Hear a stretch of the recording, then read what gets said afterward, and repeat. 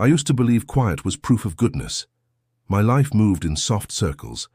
I woke to the hush of the sea. I made coffee in a chipped blue mug. I walked to work, past the same sleeping cats and the same little bakery with its baskets of warm bread. My apartment sat over a small bookshop at the edge of the main street, where the town spilled into a curve of pale sand. The city shimmered across the bay, like a distant story someone else was telling. Here, mornings smelled like salt and fresh pastry. Afternoons tasted like tea with honey. Evenings belonged to the tide, folding and unfolding under the thin light from the harbor. I kept a blanket over my knees when it rained. I read novels with people who made terrible choices and always found a way through. I told myself I did not need anything larger than what I could carry in both hands.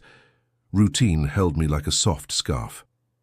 I met him on a Tuesday, in the café where I corrected essays and watched the street.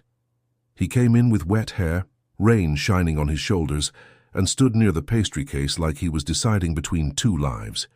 He smiled at the barista. He had kind eyes, soft brown with a crease at the corners when he listened. He chose a cinnamon roll and a black coffee, then turned and saw I had taken the last seat by the window. I offered him a chair at my small table. He asked if I was sure. I nodded and moved my books. We sat in the quiet that belongs to strangers who are not yet strangers. Outside, the rain stitched the world together. Inside, the coffee steamed against the glass like breath. He asked what I was reading. We spoke about stories that felt like real rooms. He laughed in a low, surprised way, like laughter was a private thing that sometimes escaped.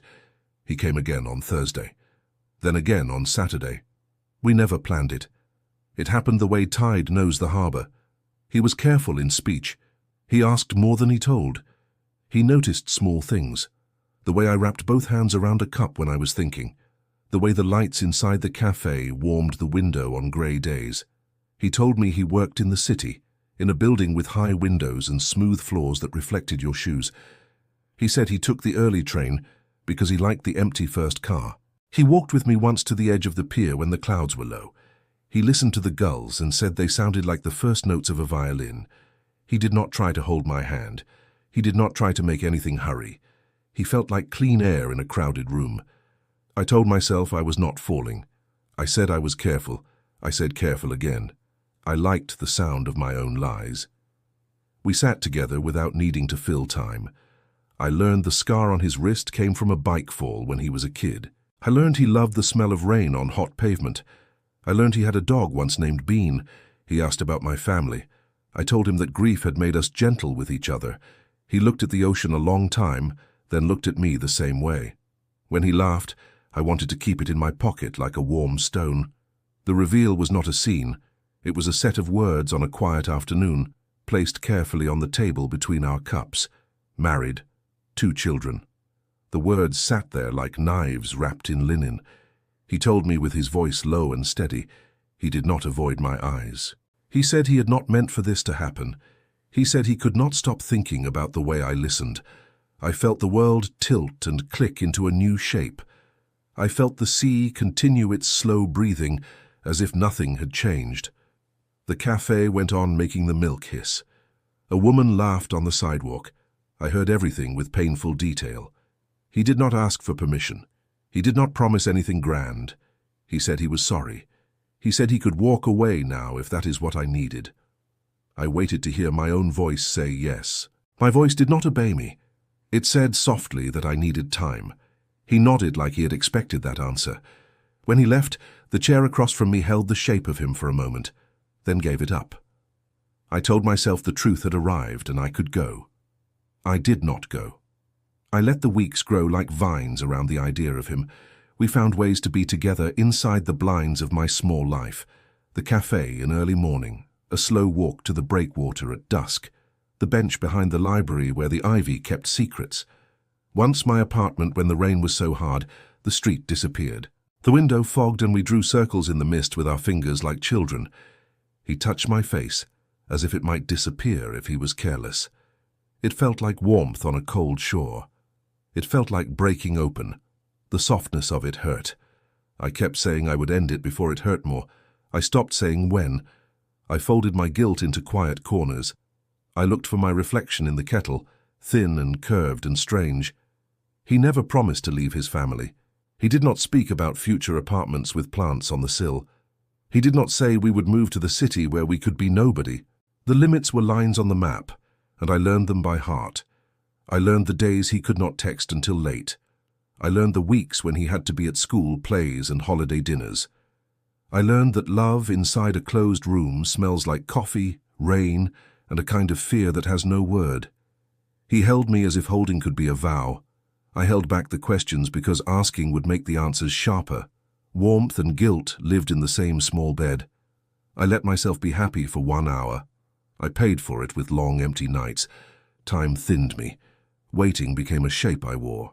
My world shrank to the path between my apartment and the café, to the pier where the wind slapped my cheeks awake, to the screen where his name bloomed and vanished. I stopped going to the Thursday art nights at the gallery. I stopped returning calls. I told friends I was busy grading.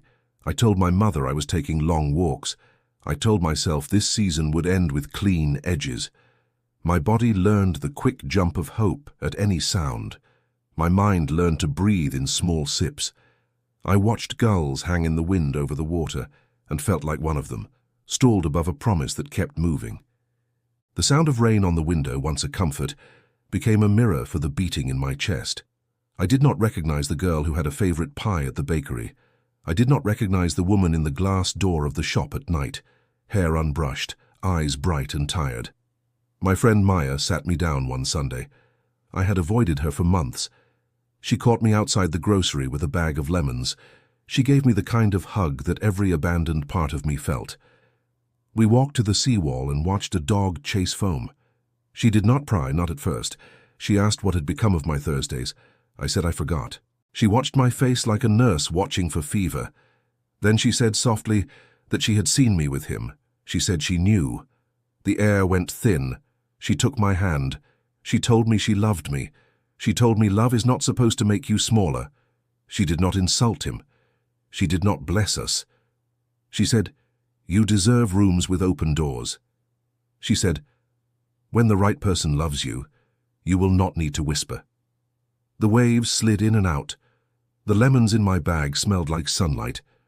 I cried in a quiet way that left salt on my lips. That evening I sat at my table and wrote a letter on a piece of paper with a small tear at the edge. I wrote it because I did not trust my voice. I wrote it because I wanted to be clear. I thanked him for what was true. I told him I was ending it because I wanted a life I could hold up to daylight. I told him he did not need to reply. I told him that his kindness had been real to me. I folded the letter into an envelope and woke early to leave it at the café. He found me there anyway. He sat down, he looked tired, he said my name like a question. I read the letter out loud so I could hear the sound of the end. My hands shook. He stared at his cup. He said he understood. He said, "I am sorry again," and the words were the only ones that fit. He did not ask me to change my mind. He did not reach across the table. I loved him for that. We sat until the café filled. Then he left in the quiet way he always had. The first week after, I felt like a house after a fire. The shape still there, the smoke still in the walls. I opened windows. I scrubbed the counters. I cried in the shower where the water could take it. I slept and woke and slept again.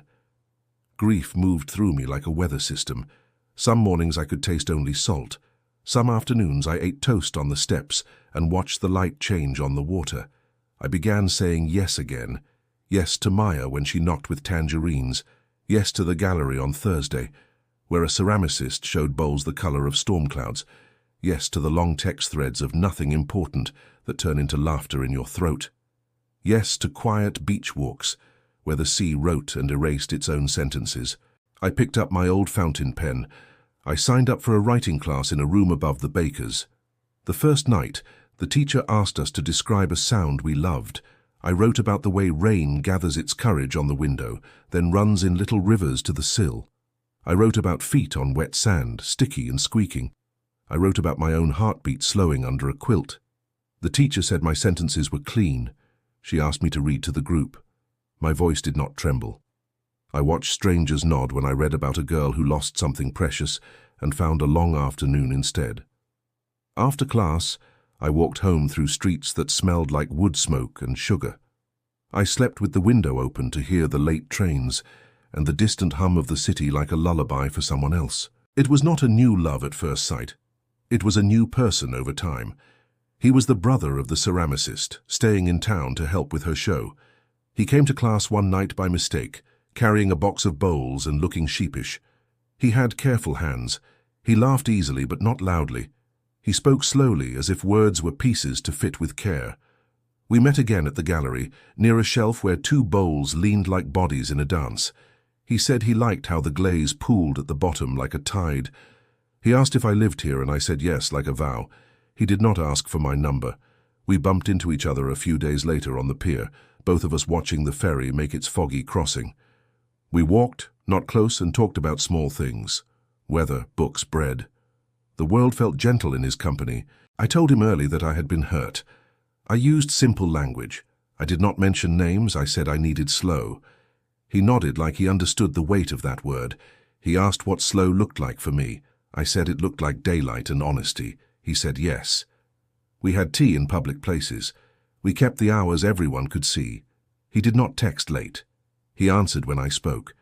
He let silence be a friend at the table. He told me about his niece who loved rocks. He told me about the garden he missed in the city. He did not reach for my hand until the evening I slipped mine into his at the crosswalk. A small thing. A right thing. When he looked at me, he did not look through me to some private door. He looked at me as if I was the room. I began to trust the natural size of my life again. Mornings were mine.